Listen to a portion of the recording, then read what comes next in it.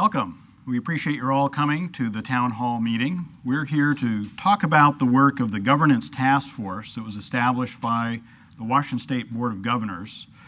On September 12 of 2012, the Board of Governors established this task force, and the purpose of the task force was to review the governance structure of the bar and to see if there were changes that perhaps should be implemented. The bar structure is a function of the State Bar Act, which was originally enacted in 1933, and a number of things have changed since then. So it's timely that we have a review. In the specific direction to the Governance Task Force, it was asked to review in depth a variety of questions, key questions including a review of the overall governance of WSBA, including but not limited to the structure of representation, boards and committees, staff, and financial matters, the continuity of operations from year to year, the interrelationship between staff and governing body, and effective means of reviewing programs and goals. The task force consists of 8 members and 1 dedicated liaison to the Board of Governors.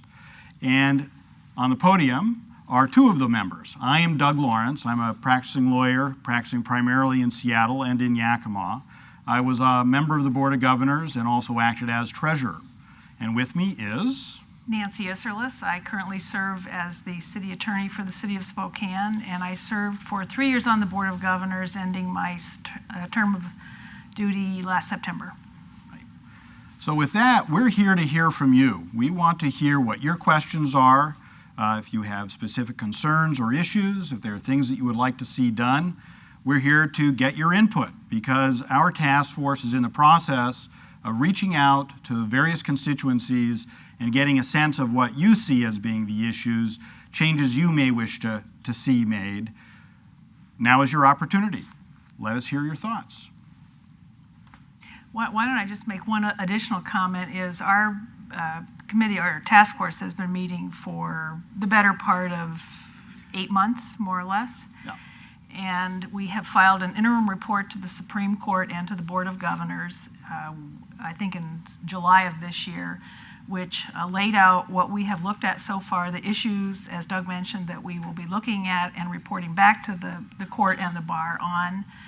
And we've also assembled a fairly comprehensive list of groups of folks that we want input from, and we are in the process of getting together with those folks, lining them up to come and meet with our task force, going out to meet with other organizations during the next few months, because our mandate from the court and the Board of Governors is to have a final report, hopefully by the end of this year, but certainly no later than the first part of next year. And so we have a fairly compressed time frame to gather our information, do our work. We have monthly meetings, and I think the pace of those meetings may even pick up in the coming months as we start to gather the information from the groups who we've pushed information out to. So I don't know what that ultimate report is going to look like.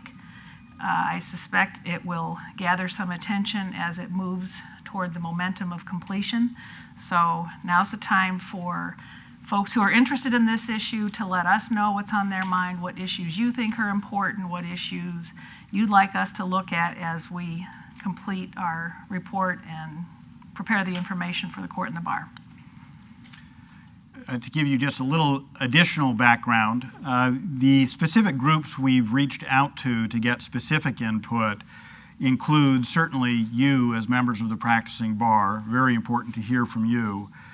As you are all probably well aware, the bar works on behalf of and also implements strategies not just for practicing lawyers, but also for limited practice officers, the LPOs. Now we have triple LTs. I can never remember what all 3 L's stand for, but basically limited liability practitioners. So we've asked for input from them. We've reached out to the Access to Justice community, to the Board of Governors itself to get input from sitting members of the board, from the executive management team for the Washington State Bar Association. The minority and specialty bars, we want to hear specifically from them because part of what we're looking at is how we make sure that we have continuing minority and specialty representation. We are also talking to hopefully members of the legislature and certainly the Supreme Court, which is tightly integrated with our activities at the Board of Governors. So are there any questions that people have to get started? We have one from the internet. It's a pretty basic question, but will the report be downloadable from the WSBA website? Absolutely. I wish I could elaborate. Any report we prepare will be for public consumption. Yes. And obviously available on the State Bar website and probably in other locations as well. Have a question here? Do we have a microphone? We only have the microphone so everybody else can hear. And so folks on the internet can hear. Like this. Oh, hi. I'm from the American Immigration Lawyers Association, Washington State Chapter. And one of the things that we're interested in is the future of the LLLT committee and expansion into other practice areas. Can you comment at all on that, or? Well, that, I would initialize my comments. Initialize, that's always an interesting word to use. But I would start by saying that that is not directly in the scope of what we are doing, but I will tell you that the way the LLT board is structured and the way the regulations and rules are structured is that LLTs might be used in a variety of practice areas. But before it's expanded into any other practice area, there would be a vetting process. And I don't believe there's anything underway for new practice areas at this moment. But I would anticipate in the future that may in fact happen. Okay, thank you. In response to your question, though, one of the things that we are looking at as a task force is whether there should be non-lawyer representation on the Board of Governors. And so to the extent that LPOs have been in place and on the job for quite some time, the world of LLLTs is quite new. And so to the extent that we're having a discussion about how the WSBA should be governed, perhaps that's an opportunity for the triple LTs, that's easier to say, to weigh in on that particular issue as far as representation for your group in the future, or other non-lawyer technicians. Yes, we have a question in the back. What issues or problems instigated this movement to change how we select our governors? Well, I don't know that there was a specific problem. I think the Board of Governors is always in the process of, it turns over every 3 years to begin with, and so every 3 years you have a new group of people who are looking at, sometimes it feels like Groundhog's Day, but those of us who have been on the board may have a better grasp of what that means. But we're continually looking at best practices. What should we do? What shouldn't we do? Should we be doing something that we're not doing? Shouldn't we be doing something that we have been doing? And so it was under the leadership of the president of the bar that this task force was convened and given its mandate to look at these governance issues and propose changes if we think it's necessary. Doug? Yeah, no, I agree with that. I think that if you look at some of the core issues that we're considering as we go through the process, it highlights what some of the matters are that perhaps gave rise to this committee. Governors serve for 3 years. They come in the experience of most of us is it takes you at least a year to understand how it operates and what you're doing. You have a task force formed that may study a matter for 2 years, sometimes 3 years. Sometimes 10. Sometimes 10, rarely 10. But you've got this continually changing dynamic in the board. So you have a lack of continuity, you have a lack of institutional knowledge in some levels. So there's a thought of, is there a better way to do that? There are certainly in recent history, but also in past history, there are issues that come up where people will ask, well, is the Board of Governors doing what the Board of Governors is supposed to be doing? And part of our question is, what should the governors be doing? I mean, what should be on their plate? Right now, the governors have a lot on their plate. They do a lot of things that reach into policy, administration, and should that be honed in or not? If you sit in the chair on the Board of Governors, you see that the amount of work you have to do is dramatic. And preparing for all the meetings takes a lot of time. Is there a way to streamline that? Should we be focusing what the work is? What is the relationship of the Board of Governors to the various constituencies that it serves? This is a key question. Do we just serve the members who elect the Board of Governors? Do we serve the public at large? Are we there for the public good? Are we there to serve the court? We're under the auspices of the Supreme Court. How do you get all of those interests to work? How do you deal with the fact that these all have sometimes competing interests, as it were? So this is just a small smattering of the issues that we're dealing with, but we're also getting into smaller elements of that. That is, how many members should be on the Board of Governors? What's an effective number for a board?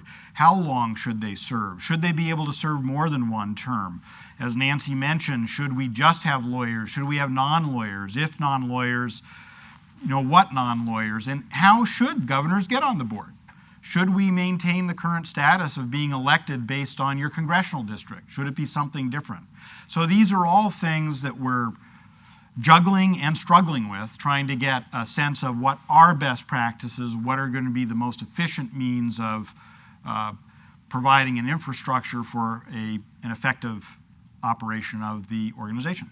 And I'll catch the question in the back in just a second, but just so everybody has an overlay, because some folks may not understand the inside baseball that the world of the Board of Governors is. The structure right now of the Washington State Bar Association is there is a Board of Governors, and 12 of those members are elected by the lawyers in this state.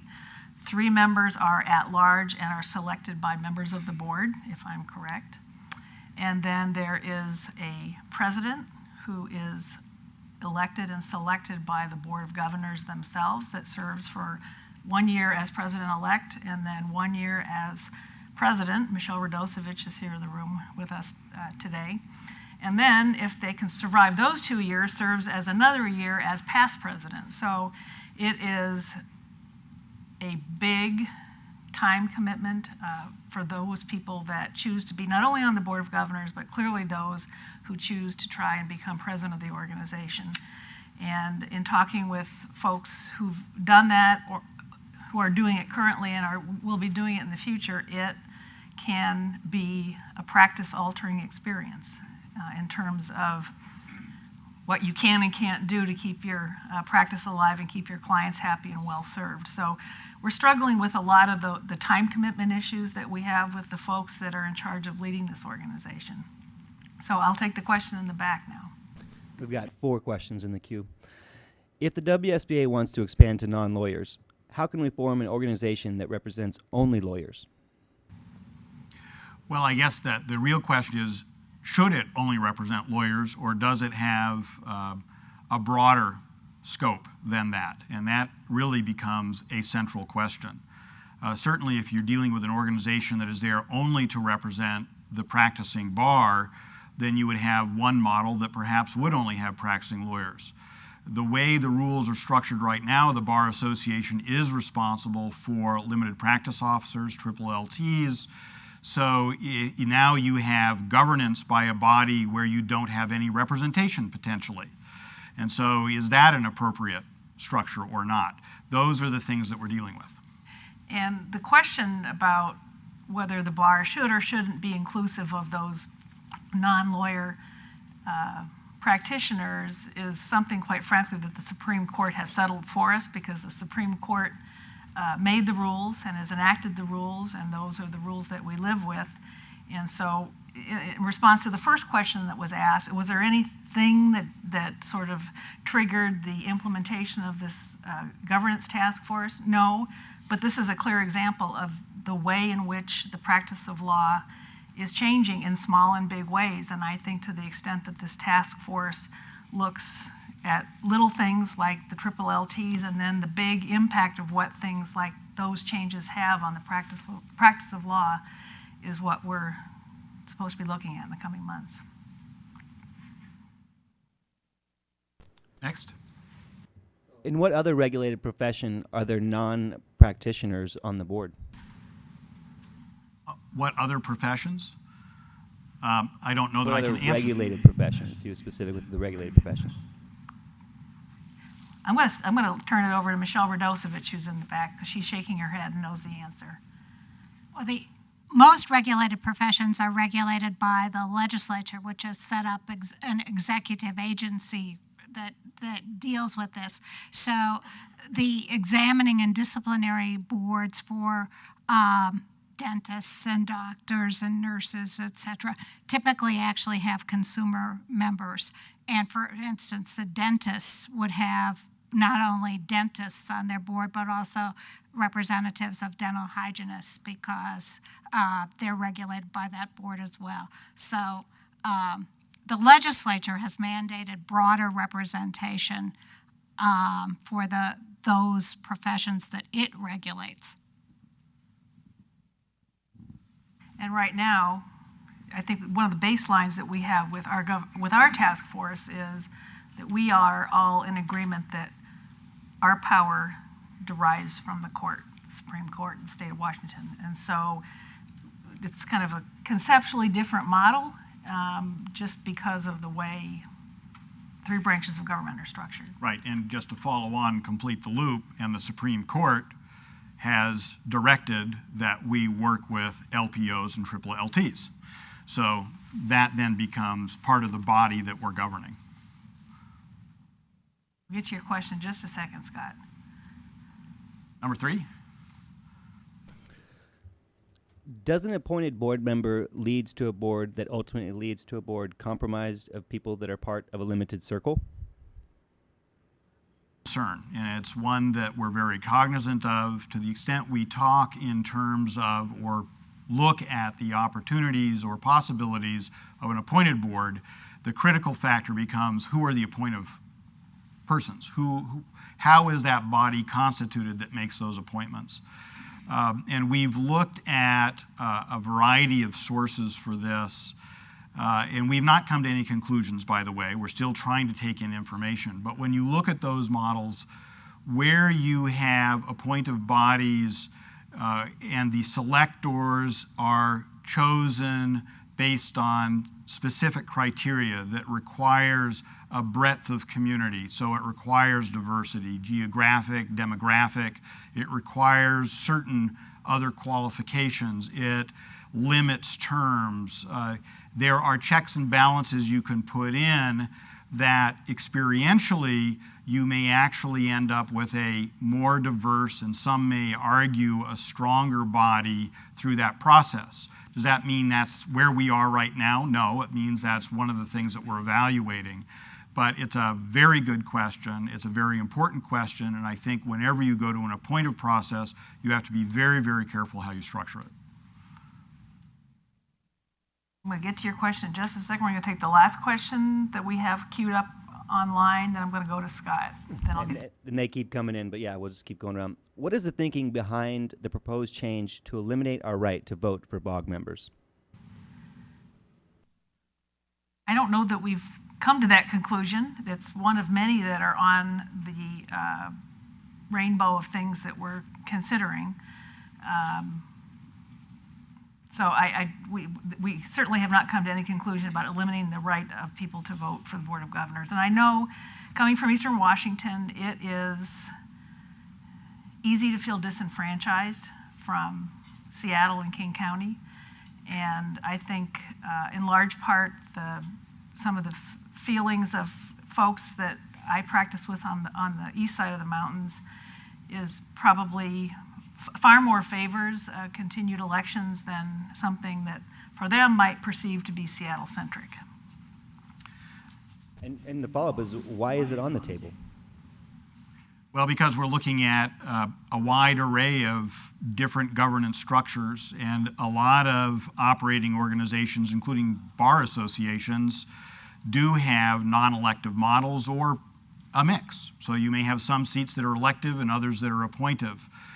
So those models are out there. We're trying to evaluate the pros and cons of those models.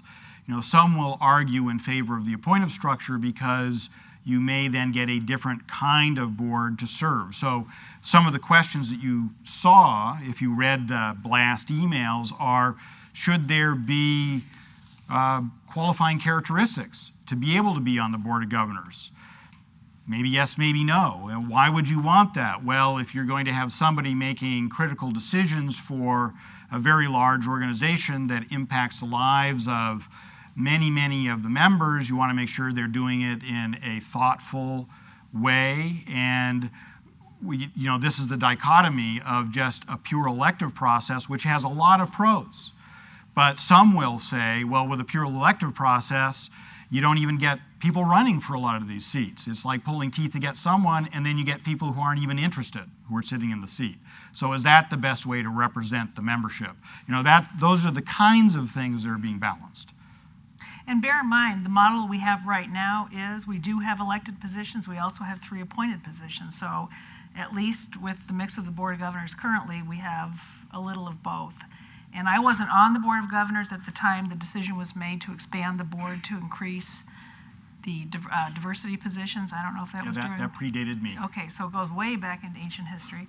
It must. But I recall hearing the discussion later on about why that decision was made and what a good decision it was, because the diversity of the board increased exponentially when those at-large positions were added. And I think that continues to be the case right now. So, Mr. Smith, you've been very patient.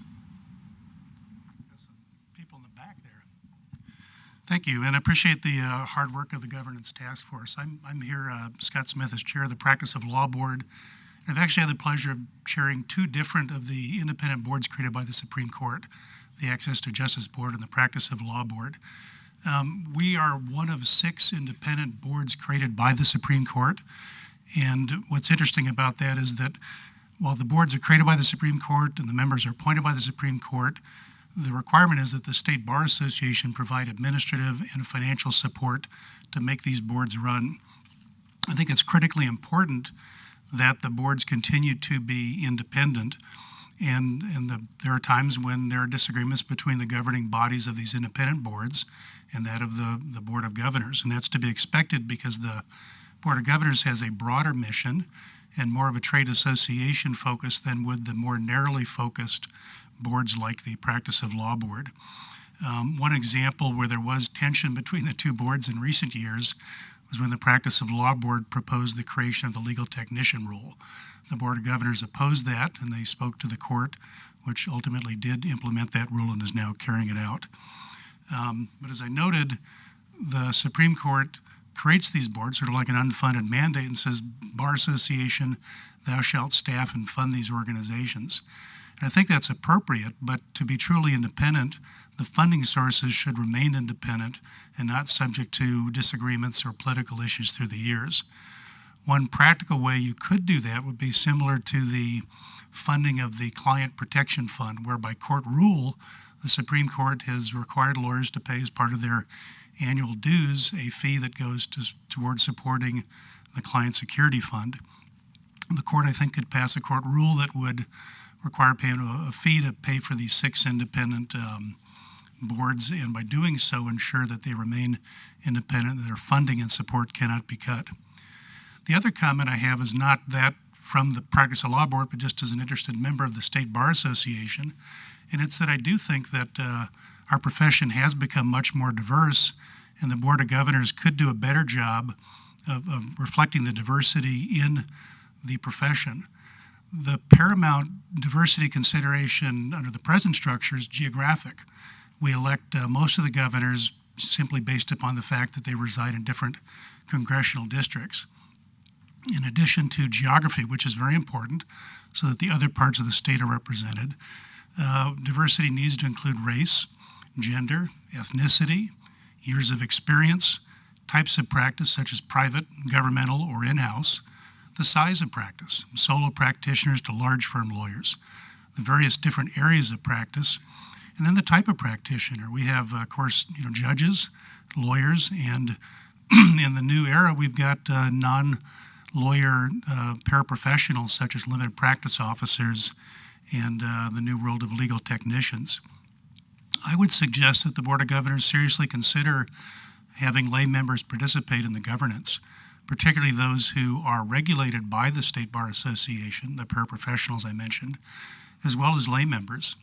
Our board, by its rules, has no less than 4 of the 13 members are non-lawyers, and they've served us well, and I think the Board of Governors would be served well by having non-lawyer representatives, both clients as well as other paraprofessionals who also provide legal and law-related services.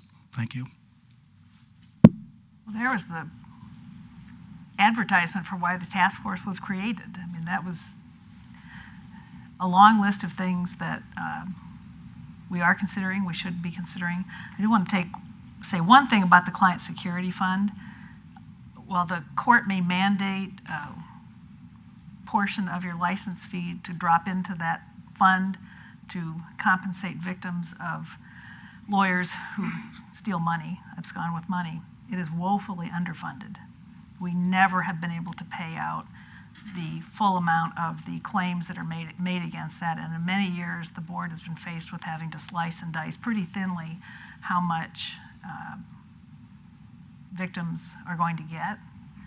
And so I was on the board when I was on the, I guess it was the committee when that fund was first established, and that was one of our greatest fears, that it would be perceived as something that would solve all the problems, and it's turned out to be just basically a drop in the bucket for the unfortunate things that lawyers do with their clients' money. Doug, can we comment? Well, the only thing I'd add in that light is, funding is an issue in and of itself. And that may be a piece of what we look at, but our mandate is more structurally oriented. But clearly, to implement some kinds of structure, funding mechanisms need to be a piece of the puzzle, because without that funding, some things just won't happen. But we can only control so much at one time. And I also do think, for the gentleman or woman who had asked about why would you look at a non-elective process, the kinds of issues you raise, Scott, are the ones that people raise when they say perhaps there should be an appointive process, because historically a purely elective process will not give you the same reflection of diversity or depth of diversity that you might have through an appointive process. That's just what the thought dynamic is. So that's a piece of our puzzle. Carl, you had a question? A comment. Oh, thank you. The results of the vote on cutting the bar dues reflects, I think, a disengagement by a lot of the profession from governance. People who simply do not understand what the Bar Association does. And anything that is done with respect to restructuring its governance, I think, should be done, well, number one, is in a way that does not increase that sense of alienation. People don't realize that the Board of Governors is not an old boys club.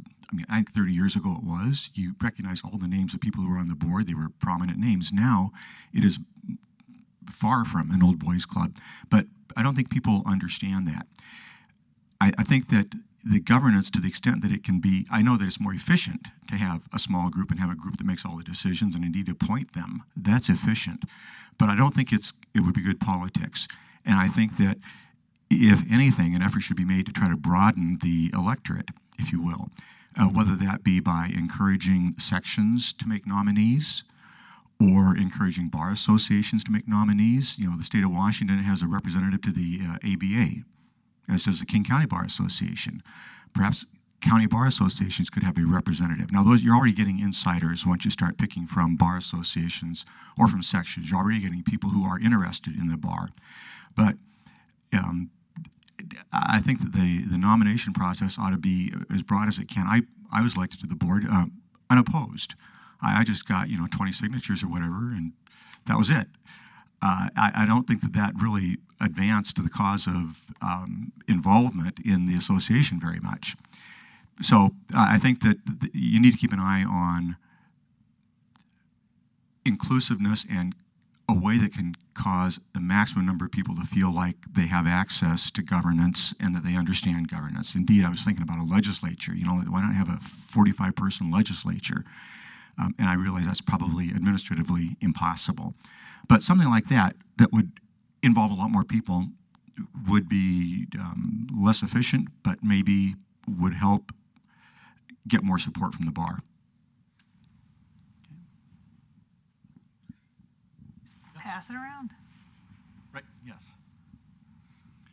My name is Henry Lippick, and it seems that the legal profession is moving two ways, basically following the accounting model, where there are going to be apparently a few very large firms dominating international and multinational work, and then a large number of small firms. And it seems that the parallel with many other areas, deregulation, should be considered here. Bar associations tend to retard new technologies from being introduced, and as a result, the cost of lawyer services for the average member of the public or the average small business are beyond reach. We simply have a system that is not available except for those who may qualify for some form of legal aid to the people who need it. And the system that we have, where we essentially micromanage many things, has served to increase prices and eliminate access to justice to vast segments of the population. We deregulated airlines, and at least price went down and we have fewer crashes. We deregulated communications, a vital function in our society. Prices went down, new entrants arrived. I think the same thing, the problem with the legal profession is that we're doing things the way we've done it for 200 years. One client, one lawyer, custom documents. And that means that we have, if you're using a table analogy, a really nice $10,000 table. But if we had IKEA providing legal services, we might get a pretty good one for $500. And so we've constructed the system that is too expensive for almost all of our potential clients.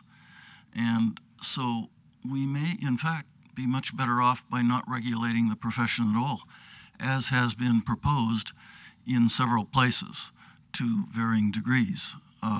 District of Columbia, for example, allows firms to raise capital other than through partnerships. It allows members of firms to be non-lawyers.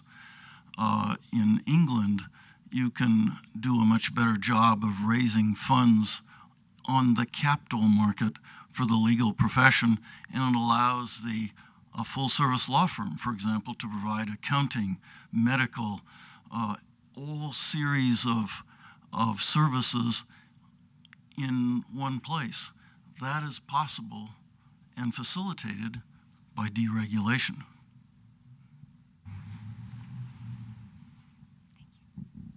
Margaret?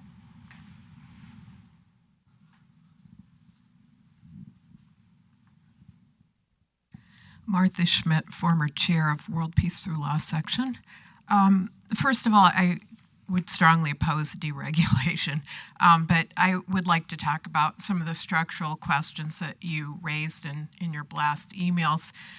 From my point of view as an employment lawyer, as well as my activities as a participant in one of the sections of the bar, I think that it's really important that board members be elected and that we have the most democratic kind of organization possible. And echoing previous comments, I think that what our problem is the lack of participation needs to be addressed directly, not indirectly. That it's very important that we, I think, recruit a diverse population of people to participate as board members, that we keep our good people who are willing to stay on, because we need institutional memory and we need to come up with ways to cultivate longer term participation. So I would not favor having very limited terms. I think that it's important to have knowledge. I also concur with other comments that people have made about having representation from the non-lawyers who are regulated or at least supervised by the court. I think that they need to be part of this organization, perhaps not as integrally involved in the governance as lawyers, but still with some, at least, a voice.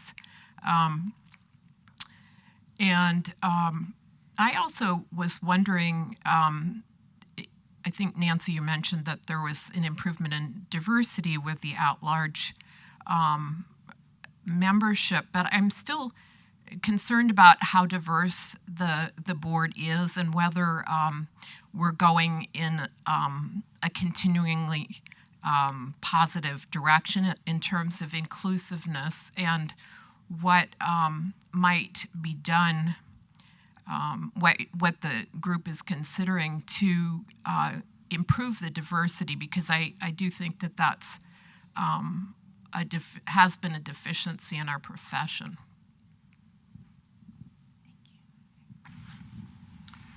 Questions from the air? Got about 8 of them in the queue. What type of pre-qualifications to serve on the board are being discussed? And wouldn't requiring pre-qualifications to serve potentially eliminate the voice of younger attorneys and attorneys who are from diverse backgrounds and or geographical locations?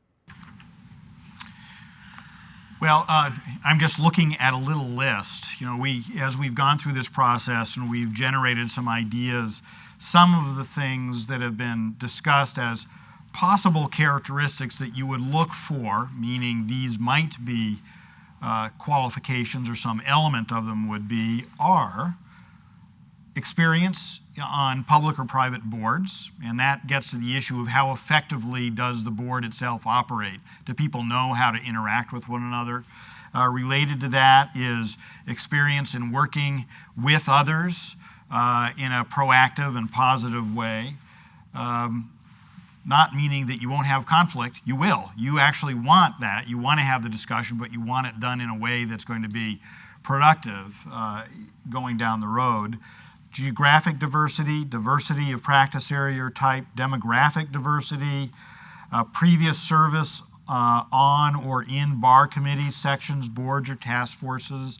The idea there is have somebody who at least has some familiarity with the organization and what it does for its members, what its various roles are. Legislative and public policy experience, public and or community involvement, financial knowledge or experience.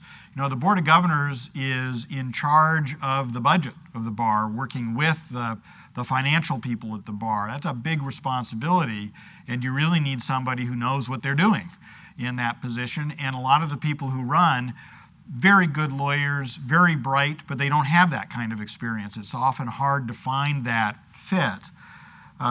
Just an example to elaborate a little bit there. Demonstrated ability to work effectively with others. We talked about that. Willingness and ability to devote significant amount of time to the board's work. And that really is a very big issue as well, because you go into the board not really knowing exactly what it will take, and people will tell you what they think it will take, and each person will be different. But I know, having lived through that process, it takes a tremendous amount of time to do it effectively and efficiently and thoughtfully. So those are some of the criteria that people have talked about. What is the mechanism for making changes to the composition of the BOG, the election of the president, etc.? In other words, does the BOG have the authority to make these changes unilaterally, or will a proposal be submitted to the membership for ratification? Kind of all of the above. We've talked about the ways in which a structural change could and would take place. It likely would require some activity or action by the Supreme Court. There likely would be some coextensive bylaw changes. Right now, the bylaw changes are approved by the Board of Governors themselves, not by the court and not by the members. So we're not really sure what the ultimate recommendation would be, and if the recommendation is approved, how those changes would take place. Well, and then there's also the State Bar Act. You know, the State Bar Act right now has language that mandates election based on congressional district, and if there was to be a model suggested that would have a different mechanism, then you'd have to modify the State Bar Act or do something differently, which would involve the legislature. So, you know, you have a variety of different bodies that you would have to deal with to implement different kinds of changes.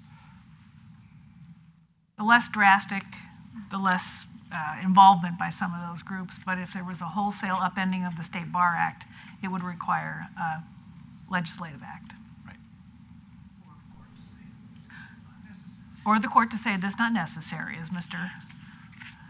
Which can introduce an interesting dynamic to the discussion. Yes. Next question. If a board member is viewed as not representing or communicating the interests of his or her constituents, is there a means for the constituents to seek their removal, some type of recall provision? Yes, that's in the bylaws and has been for some time. I'm not sure whether it's ever been exercised. I don't know. Any historian in the room?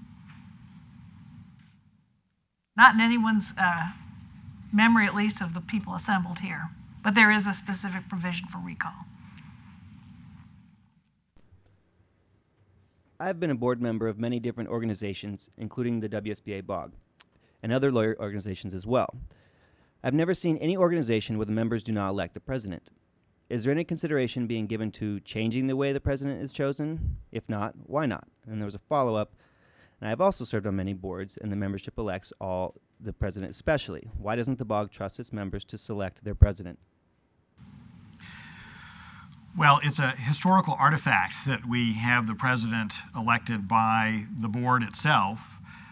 Everything is on the table with this committee, so we're looking at all potential options for how that might be done. And it rises to the level not only of should the members as opposed to the board be selecting them, but also should the president have certain qualifications. Just we talked about should the members of the board have certain qualifications. Right now, there aren't any prerequisites to be president, other than that you're a lawyer. So those are all part of what we're reviewing. Do we have a specific proposal at this time? No, we don't.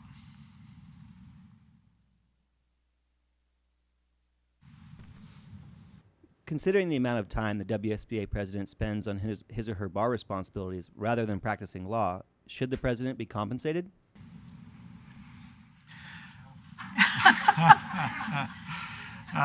Well, we're trying to figure out which ex-president on the phone launched that question. That is one of the things that is on our list for discussion. I think, particularly if the structure of the board is altered and there is either less for the board to do or there are fewer people to do that work, the role of the president will increase exponentially because that person is the face of the profession and the Bar Association at public events, in Olympia, all over the place. So sometimes constricting an organization to do less or be smaller has, expands in other unexpected ways. So we have not ever compensated any member of the Board of Governors. We get compensated for our expenses for travel, but that's about it. There's no compensation for time. But in discussing this with people who have served as president of this organization, it is basically a full-time job for the better part of a year or more. And it can take a monumental toll on your practice, particularly if you're one of I think our membership survey showed us a couple of years ago that more or less 50% of the lawyers in the state of Washington are either solo practitioners or members of small firms. And if you have a two-person firm and you pull one person out for 2 or 3 years to be the bar president, you can imagine the coextensive result on the income of that firm. If you're in a big firm like Michelle Radosevich, Davis Wright Tremaine, they probably can absorb the time that you spend on bar stuff a little easier. But We are looking at whether or not the bar president should get some form of compensation for the year that they serve as president. Yeah, and it really is very interesting because if you look at the bar presidents we've had, they've come from an array of practices, large firms, small, solo firms, but the impact is so dramatic on a person in a small firm. And we want people to be able to run who will be the best people to represent the bar. And you end up cutting a lot of those people out of the process if they know that their practice is going to fall apart. So it's something that we're considering, but how do you pay for it? You know, that becomes the question. And the bar's resources are not expanding, they are shrinking. And so in shrinking resources, I'm not sure how you would make that work, but it is on the table. Yes. And they keep coming in. What are the proposals for the diversity appointments? And this coming from the current at-large governor. There are no specific proposals. The various things that are under consideration are, leave it alone, look at, again, perhaps something different than a fully elective board itself. And if that were true, then you might be able to address the diversity needs through that appointive process. We're open to other suggestions as well. You know, it really becomes a question of, can you fill those diversity seats through the regular election process? And I think history has told us that probably not. So you have to find another model that will be at least as good as the model you have now to be able to suggest a change. And in a perfect world, we wouldn't be talking about this topic, but it's there, it's real, and we have to deal with it. And we're not going to go backwards, I can assure you that. Right. Let's take a question in the room, and then we'll go back to folks in the booth. Hi, my name's Tom You're on. My name's Tom Andrews, and I should preface my remarks by conceding that I haven't practiced law for over 25 years. I'm an academic. I teach at the University of Washington, but I have been a member of the Washington State Bar for over 25 years, and I've been pretty active in a variety of bar-associated committees, task forces, work groups, and a couple of the court-appointed boards, including the disciplinary board, and now I'm on the practice of law board with Scott. And what I want to say, I guess, is a fairly radical comment. In studying the legal profession generally and the legal profession in Washington specifically over those last couple of decades, and watching particularly the most current debates that have arisen within the Washington State Bar over the legal technician rule, over the disciplinary board, other things like that, I've basically come to the conclusion that the WSBA is schizophrenic. That it is in a dysfunctional place because of the tension between what I would like to call the mandatory regulatory functions that it's been called upon to perform by the court, and all the other activities that the WSBA engages in voluntarily for purposes of law reform, for purposes of improving the legal profession, for purposes of serving its members through things like the Lawyers Assistance Program, through things like LOMAP. And it strikes me that the only sound way, sane way to try to deal with that function is to bifurcate the WSBA and spin off a voluntary bar association, or if you like, spin off a regulatory entity that answers directly to the Supreme Court, where the court would be appointing the governance structure for that. And then the Washington State Bar Association, as the vehicle for the voluntary activities, would be totally voluntary. There would no longer be a mandatory membership of the Washington State Bar, but the mandatory regulatory entity, call it the Commission for Legal Services, if you like, would be collecting licensing dues for all of the various groups that are being regulated by the court. The legal profession, triple LTs, and LPOs, and who knows who else might at some point in time emerge. And so you said everything's on the table, and I'm just wondering whether you're envisioning a discussion as radical as that. I think the short answer is no, in that we are looking at the organization as it's presently operated.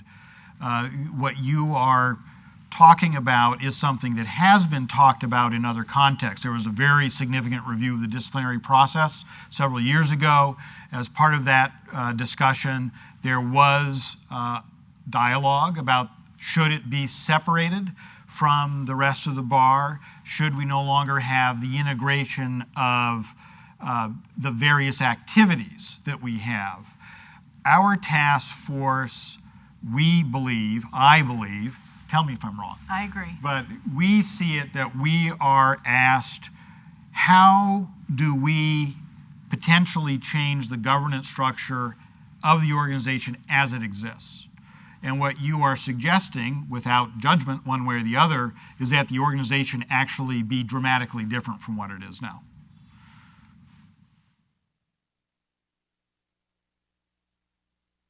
We'll go back to the booth. Given technology today, which makes voting easy and inexpensive, will this task force or BOG be willing to submit proposed structural changes for a membership vote? Our mandate under the Charter is to provide our recommendations to the Board of Governors itself and to the Supreme Court. It will be up to the court to decide whether to implement or direct implementation or to take other steps. And the Bar Association is well ahead of the public in general, and then we do conduct our elections by vote online. Next. What are the arguments against splitting the admission and discipline functions of the bar from the policy and trade association functions? Well, I think that, again, this is outside the purview of our task force. But when we had the dialogue before, I think that a very short form answer is it actually is working pretty well right now.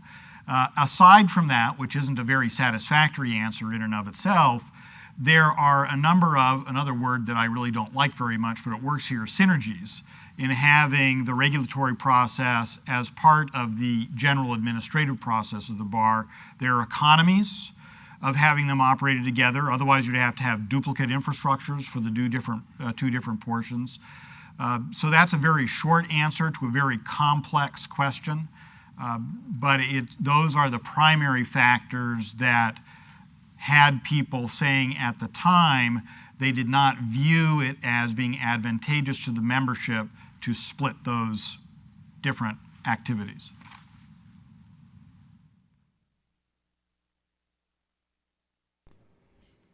I do have a few more waiting. Well, I think I've got a follow-on from Professor Andrews.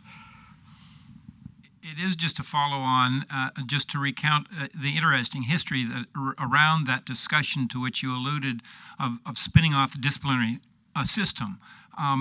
What I thought was remarkable about that is that when the Board of Governors was asked to decide that question, the Board of Governors deadlocked, and the chair of the meeting had to cast the deciding vote. The Board of Governors was deadlocked on whether to spin off the disciplinary system, as I understood that meeting.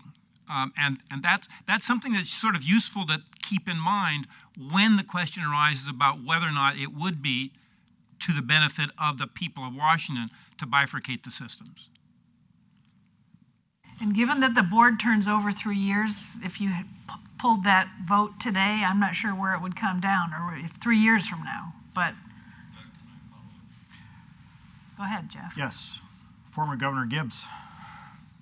Thank you on that. On that particular subject, I will tell you that discussions were also held with the Supreme Court, and the Supreme Court does not favor bifurcating out the disciplinary system. So that is something that could change. It's certainly not locked in. But I think that certainly had an impact on the direction that the disciplinary task force and then later the ELC task force that I chaired took on that matter. I would also say that bifurcating the WSBA or deregulating it, as other people have talked about, I think would have an incredibly adverse impact on the minority representation in the governance of the practice of law. I think the WSBA Board of Governors, it is now constituted provides an appropriate scale of input for minority groups who are members of the bar that a voluntary trade association simply would not provide. And so for that reason alone, I certainly don't favor a bifurcation of WSBA, and I certainly don't favor overall deregulation, as I think Mr. Lippick mentioned. All you have to do is look at the disciplinary notices, and in my mind, no way we should deregulate. We have a role for the public here. Thank you. And just to follow up on what Jeff Gibbs said, a lot of this discussion has focused sort of inward. What are we all about? How do we regulate ourselves? Who are the Board of Governors? How do we elect a president? We need to remember that the Bar Association also has a huge and significant role to play in the education about the law, the protection of the public. We serve a tremendous number of clients, and the Bar Association has always taken its responsibility very seriously to the public, that we have to regulate ourselves in order to be the best lawyers that we can be. And so as we talk about what this task force is going to be recommending, that being accountable to the public is one of our guiding principles, as well as sort of figuring out how we clean our own house. We're ready for a question in the back. How much time does membership on the Board of Governors take for the average member? Boy. Well, I did it most recently, so I remember because it's still fresh in my mind. I've tried to block it out. Go ahead. Well, it depends on how good of a board member you want to be. If you want to read the 1,000-plus page book once a month, or I guess you only have 7 meetings a year now, and attend all of the intermediary meetings that you're obligated to attend, as well as be accountable to your constituents at home and be active in your local bar politics to report back to the state level, it can take 80 to 100 hours a month easily. And if you factor, Doug just works down the street. I work in Spokane, and Paul Bastine is shaking his head. I think it's safe to say that when you come from the Tri-Cities or Kashmir or Walla Walla or Spokane or some other remote village in eastern Washington, that you can double that very easily.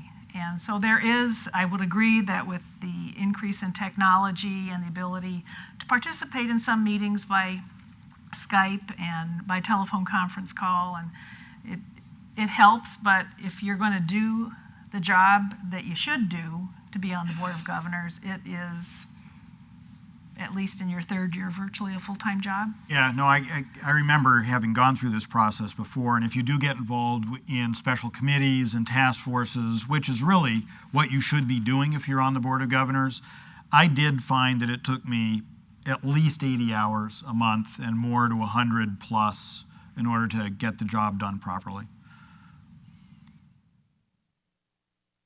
So I spent a lot of time reading my bar books on the airplane. Yes, sir. The other issue is essentially whether the Board of Governors should function like a corporate board where it focuses on long-term general conceptual issues for which you want all kinds of diversity and new ideas, and you don't want people with qualifications because they're old people that you can't trust and are cynical. You want new people who have new ideas, but then the institutional memory is with the executive director and the staff who implement those broad policies of the board. The board ought not to be running and micromanaging the association because it doesn't have the time and is a bad mechanism to do it. Have you been to a lot of our bar meetings? Question in the back. So notwithstanding the Supreme Court's ultimate authority on governance, the task force will recommend that the membership vote on structural changes? No, we will not. What we will do is we will provide our proposal for what we think would be a good mechanism, a good structural change, to the extent there are any, and we will present that to the Board of Governors and to the Supreme Court, and then they will direct how that will be implemented, or if it will be implemented. Jeff? On a separate issue, something that I think your group should consider is something on the order of actually holding the BOG meetings, the Board of Governors meetings, in this facility so that they can be webcast. I think the disengagement of our membership could be addressed by doing that, because I think a number of the members, if they listened and heard to the debate on some of these issues, would recognize the diversity of opinions that are being brought to the table by the board. So it would, I know there's been resistance in the past, but I think it might go a long ways to re-enfranchise some of our members. And if nothing else, the membership survey that we did 2 years ago provided the Bar Association with a wealth of information, not only what we are today, but where we're going in the coming years in terms of the number of lawyers that are anticipated to be retiring, the number of lawyers that are just leaving the practice of law altogether, and whether or not there are sufficient new numbers of lawyers coming into the practice to sort of sustain us where we are these days. Michelle? I wanted to just follow up on Jeff Gibbs' comment. The May 31st meeting was in this room. The September meeting will be in this room, and we are trying to do that wherever possible. We recognize that we ought to be using these telecommunications facilities in order to reach out to people. So that is definitely a goal of ours, is to get as many meetings as possible that way. So glad. Those would be broadcast if they were here?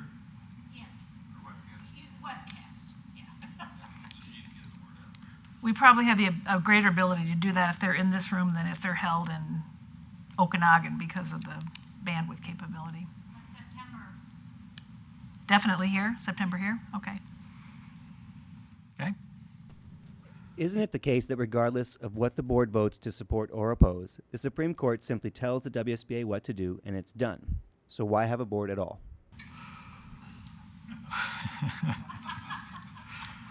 Well, is that you, Justice Gonzalez? I didn't recognize that question. The dynamic is a little more involved than that. It is true that the Supreme Court is the ultimate arbiter. I mean, that's just the way it works. Having said that, as a practical matter, what the Supreme Court does is they review matters that are brought to its attention by the Board of Governors. I think that the court really relies on the Board of Governors to do a lot of work in dealing with very important issues, knowing that it will put a lot of thought and work into those and bring the proposals to the court.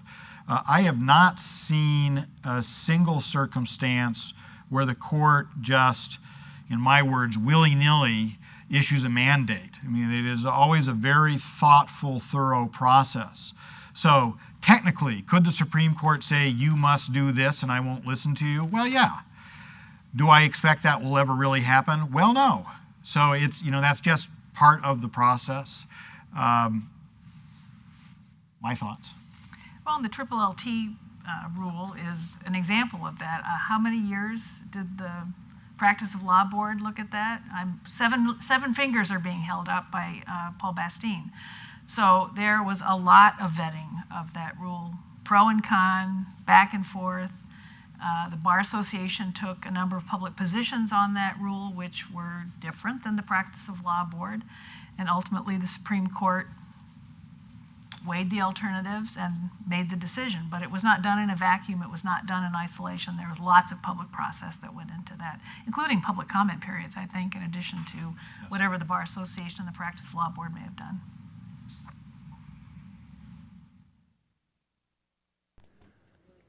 I have found that some WSBA staff are not very friendly. I think that leads to disengagement. How do board members influence the administration of the WSBA? Well, the actual administration of the WSBA staff is under the leadership of the director. The Board of Governors does not get into day-to-day management decisions. I mean, I certainly expect that if a person has a concern about a WSBA staff member, just like anywhere else, you could certainly let people know and the message can be relayed, but that is really under the umbrella of the director, the executive director. It is not something that the Board of Governors becomes directly involved in. And that's just good corporate governance. How are the questions in the booth? I think there's about 2 or 3 more. Okay, well, we have one down here on the floor. We're just trying to figure out how much additional time we're going to be needing.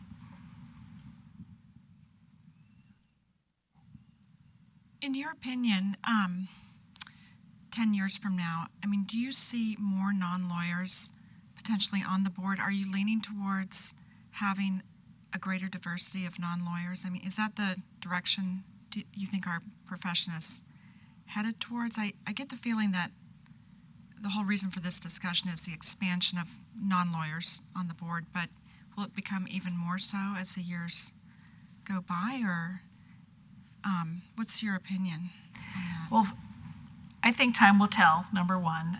The LPO rule has been in effect 20 years? About 20 years.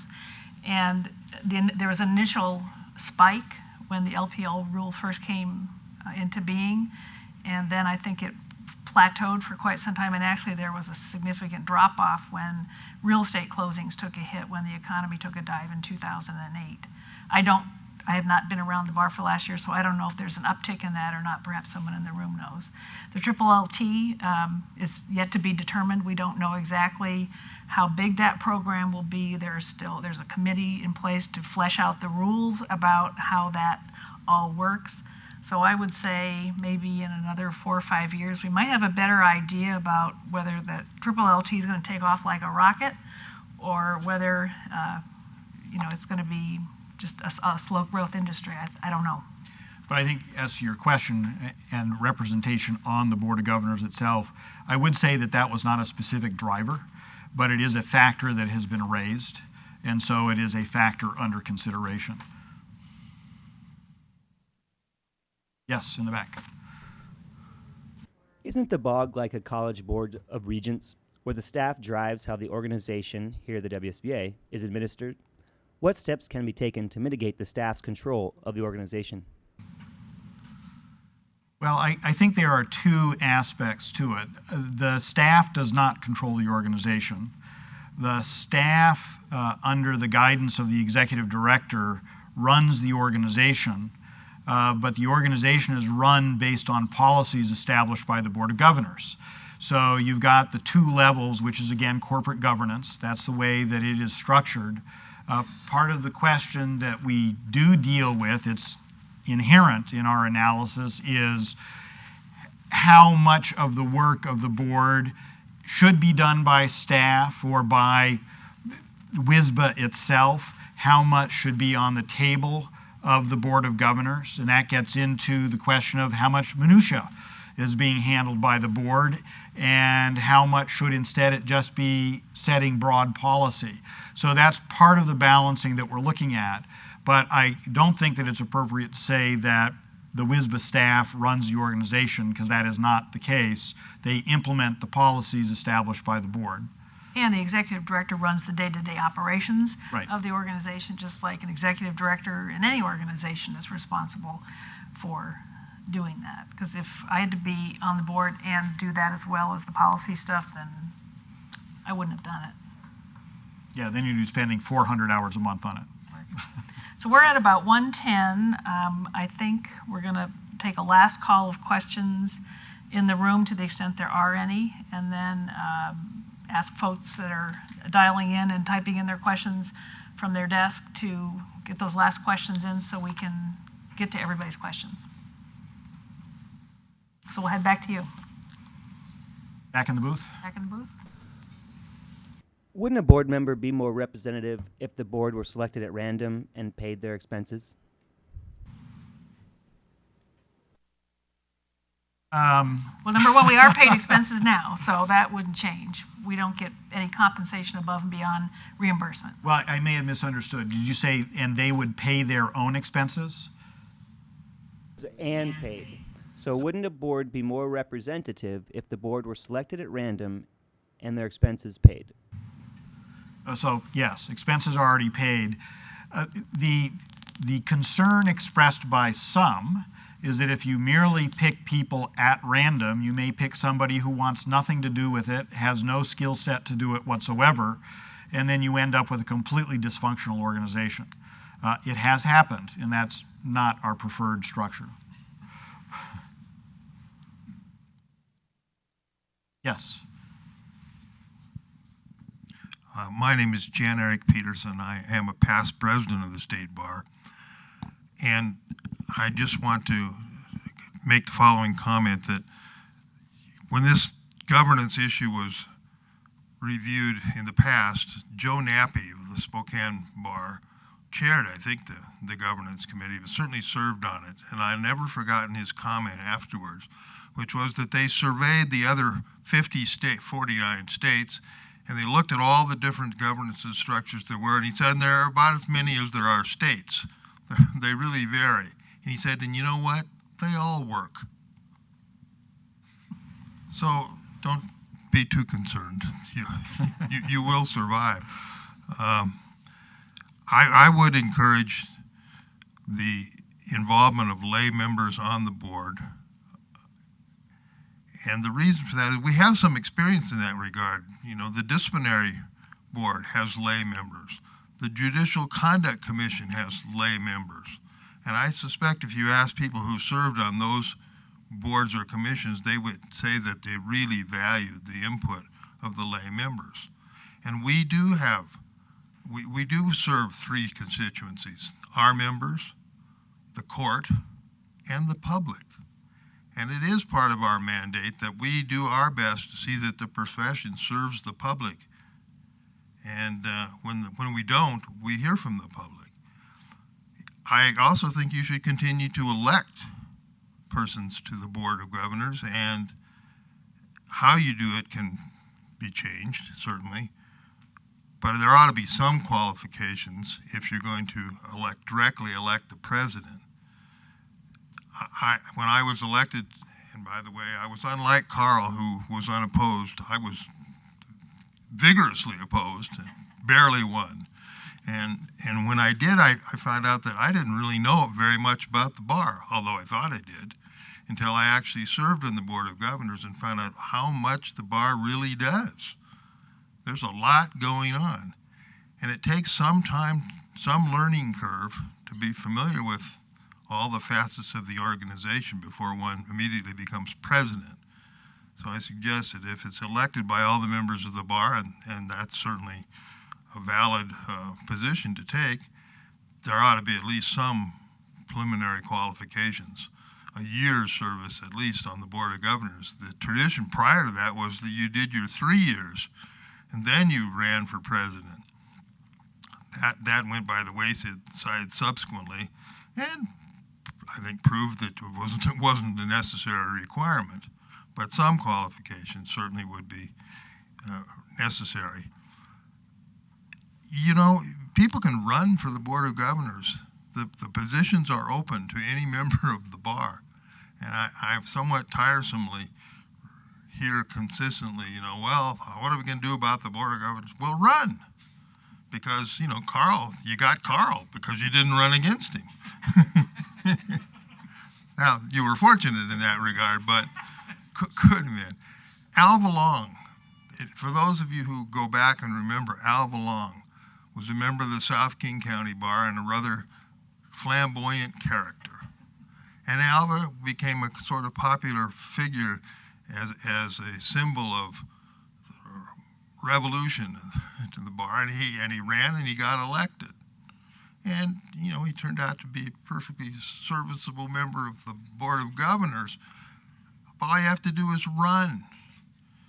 When I was president-elect, I recruited people to run, women in particular. Jenny Durkin, who's now our U.S. Attorney. recruit people to run. And by doing that, you can achieve diversity. That's actually the mandate of every third-year sitting governor, is they're responsible for going out in their community and drumming up as much interest as possible in taking their places. So some of us have been less successful than others. The last question that came in. When do you expect to make your report to the BOG? And will the membership be given plenty of warning about when the report is debated so members can appear at the meeting and give input to the BOG? Well, as we stated earlier, we hope to have our internal work concluded by the end of this year. I think our charge is to have the report done this year, but maybe early next year. To the extent that we have any further public meetings, actually, I suspect there'll be lots of opportunity for input. There'll be a number of meetings scheduled in the next 3 or 4 months, so plenty of input opportunity. And it would be an agenda item on the Board of Governors meeting, and that is always published, and you can always get the materials in advance. Just go to the BAR website and drill down to the Board of Governors section, and you can get all the materials right there. So we invite you to seek out the materials. We'll try and make it as easily available as possible, and we do want to hear from you. And we appreciate hearing from those of you who participated today. And we actually got a few comments that were sent in by letter and email, and to the extent that anyone wants to continue to contribute in that way, we're certainly welcome to take all those comments as they come in. Do we have any more questions in the back? We're all done. Any more questions in the room?